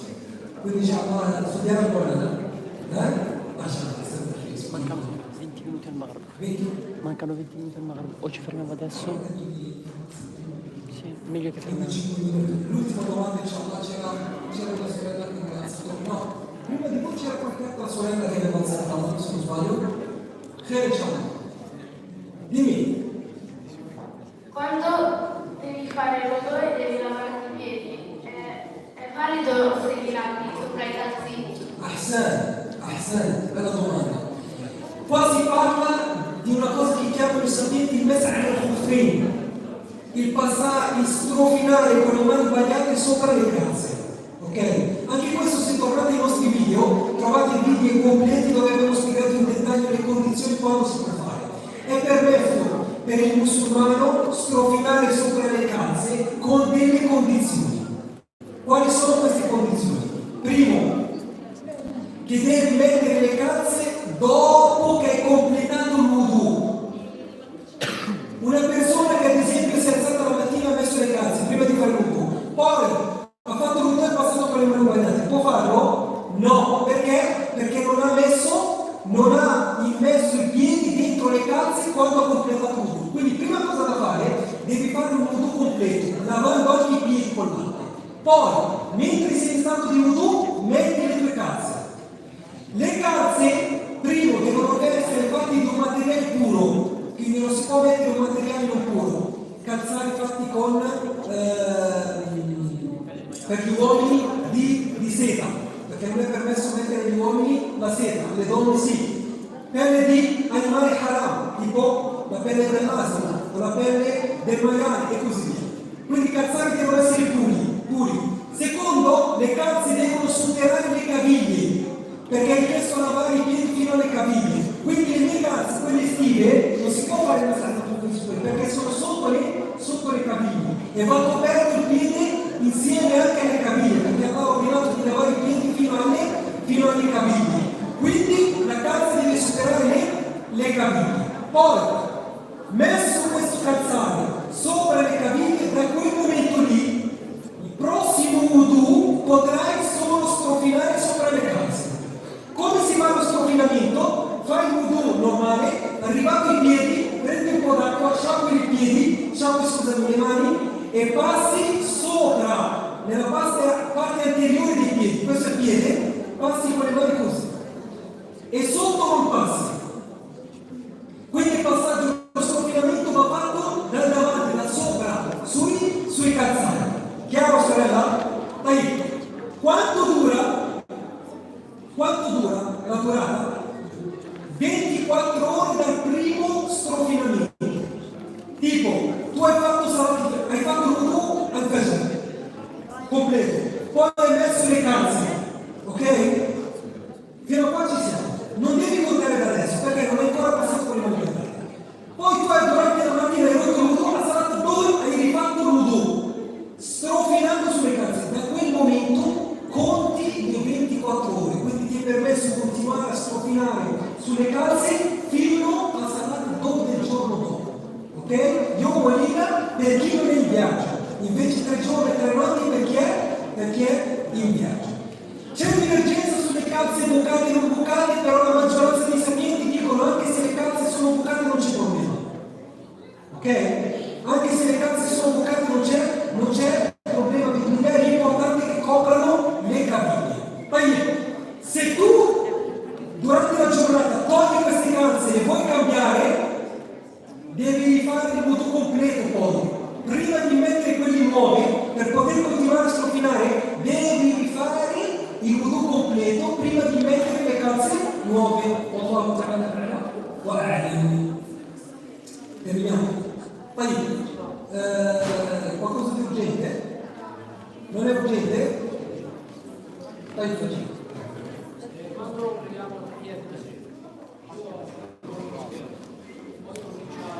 Inizia a prendere un po' da cosa. Sì. L'ultima domanda è quando una persona entra in moschea. Ascoltate il primo, mentre rispondo, alzate le mani. Entro in moschea, faccio 2 rak'at che sarebbe il saluto della moschea, non tahiyyat. E questo bisogna fare quando uno entra per educazione e pedagogia. Ci ha ordinato il profeta che quando entriamo in moschea è richiesto a noi pregare 2 rak'at. Prima di sederti, prima di parlare con questo bisogna pregare 2 rak'at. Il saluto alla moschea. Poi io, Allahu Akbar, inizio a pregare. Poi se tu entri e trovi la Jama'a, non devi pregare salat, non devi pregare 2 rak'at. Entri direttamente con il gruppo. Entri, non trovi nessuno, Allahu Akbar, inizia a tahiyyat. Poi il gruppo si unisce e cominciano la preghiera. Cosa devo fare? Allora, questo Ibn Taymiyyah ha scelto un'opinione un attimo centrale tra le varie opinioni dei sapienti. Ha detto, tu stai facendo una preghiera raccomandata, no? Quella che stanno facendo gli altri è una preghiera obbligatoria. Quindi ha detto che se tu sei ancora nella prima rak'ah, poi chiudi la tua preghiera e entri con la Jama'a. Perché? Perché è adesso entrare per l'obbligo che ha precedenza rispetto alla preghiera raccomandata. Chiaro? Ma se tu sei già nella seconda raka, qua cosa ha detto? Ha detto di velocizzare, terminare questa ultima raka e entrare con il gruppo nella seconda raka. Questo è un attimo più, diciamo che è unito tra le varie opinioni sapienti, Allahu Ta'ala, dopo l'asr inshallah ci sarà una piccola pausa affinché vi riposate inshallah e poi ripartiremo con gli obblighi, le raccomandazioni e poi termineremo inshallah nel farvi vedere come proprio ha pregato il profeta Muhammad. Quindi non andate, abbiate pazienza, ma giovedì